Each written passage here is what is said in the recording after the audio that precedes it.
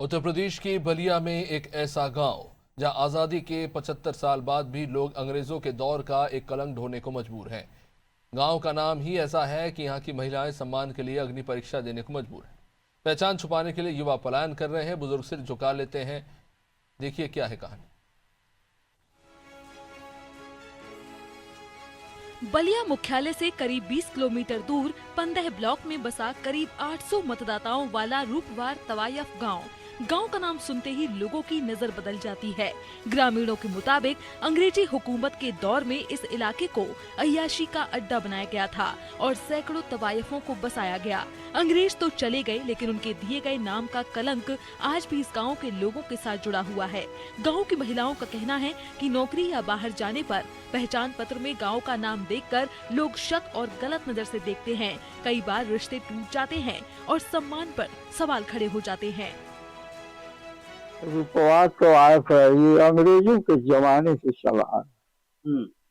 यह आबादी यहाँ बाद में जब बसी है तो लोगों को बहुत कलंकित नाम दिखाई। इसीलिए आज ये समस्या 2023 से चल रही है। कोई अधिकारी, राष्ट्रपति, प्रधानमंत्री और मुख्यमंत्री से लेकर कोई बचा नहीं है। सबके पास दरखास्त चली गई है।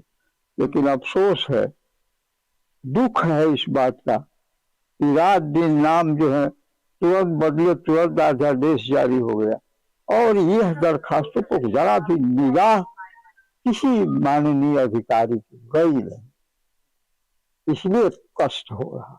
हम लोग जन्म से पहले से ये हर जगह ये रूपवार के आगे तवाइफ जो लगाया गया है, ये बात उन्होंने को पुरजोर ने बताया है कि ये बहुत पहले यहाँ पे वेश्यावृत्ति, ये गलत शब्द है लेकिन अब कहना मजबूरी है कि यहाँ होता था। और यहाँ के अंग्रेजों के टाइम में राजा महाराजा जो यहाँ के छोटे मोटे थे, वो लोग ने इस तरह के यहाँ बसाए थे कि हम लोग कभी भी आ करके और यहाँ अपना टाइम मतलब गुजारे। लेकिन वो आज अंग्रेज चले गए इस देश से, लेकिन उसकी उनका कलंक जो है आज तक हम लोग अपने ढोते आए हैं। आज हम लोग पढ़ते थे तो जब किसी बाहर में जाते थे, कहीं हम लोग आईडी कार्ड दिखाते थे तो मतलब कोई कुछ बोलता तो नहीं था, लेकिन अंदर से दिखाने के बाद खुद ग्लानि होती थी कि वो अंदर से क्या सोच रहे हैं कि हम किस गांव से बिलोंग करते हैं। आज की हम लोगों के घर की महिलाएं कोई जॉब में है और जॉब के काम से कहीं बाहर जाती है और उनको होटल वगैरह में रुकना होता है और अपनी आईडी कार्ड दिखाती हैं तो उनको गलत निगाह से लोग देखते हैं। सबसे ज्यादा असर गांव की नई पीढ़ी पर पड़ा है। युवा शहरों में बसकर अपना पता छुपाने लगे हैं ताकि इस कलंकित पहचान से बच सकें। गांव वालों का कहना है कि सरकार ने कई शहरों और जिलों के नाम बदले, लेकिन उनके गांव की मांग सालों से अनसुनी है। वोटर आईडी से लेकर हर सरकारी दस्तावेज में आज भी गाँव का नाम वही दर्ज है, जिससे उन्हें बार बार अपमान झेलना पड़ता है।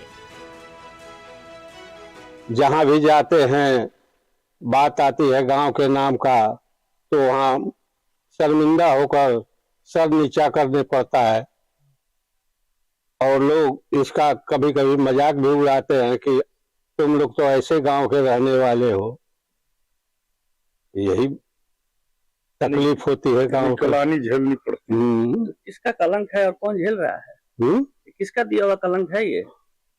अब ये कलंक तो हम लोगों के पूर्वजों से भी पहले की बात है। अब क्या बताएं कि अंग्रेजों के जमाने से है। जब ये बंदोबस्त बना होगा उसी समय से ये गांव का नाम चला आ रहा है। अंग्रेजों के जमाने से ही वो गांव का नाम रूपवार तवायफ चला आ रहा है। वो रूपवार तवायफ हर जगह अभिलेख में भी मौजूद है। ग्राम सभा के नक्शे में हर जगह रूपवार तवायफ ही लिखा जाता है। इससे हम लोगों को थोड़ा परेशानियां होती हैं, थोड़ा का बहुत परेशानी होती हैं। कहीं भी कहने में भी लाज लगता है कि रूपवार तवायफ सब लोग कहते हैं कि तवायफ नाम क्यों है।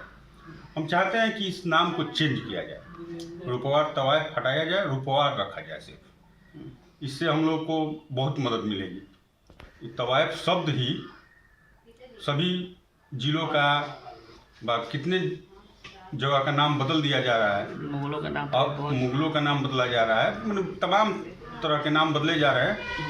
हमारे ग्राम सभा की यही एक मांग है कि हमारे रुपवार जो हमारा राजस्व गांव है, खड़सरा का राजस्व गांव है रुपवार ही रहे, रुपवार तवायफ ना हो। इसको मैं चाहूँगा कि सरकार हो, शासन हो, जो भी हेल्प कर सके।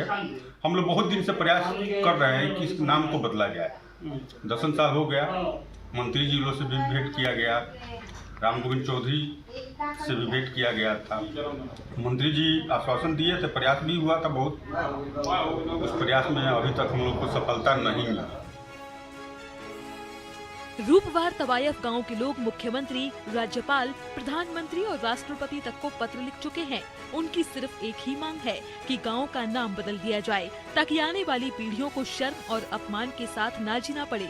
ग्रामीण चाहते हैं कि गांव का नाम देवपुर रखा जाए, जिससे उन्हें समाज में सम्मान मिल सके।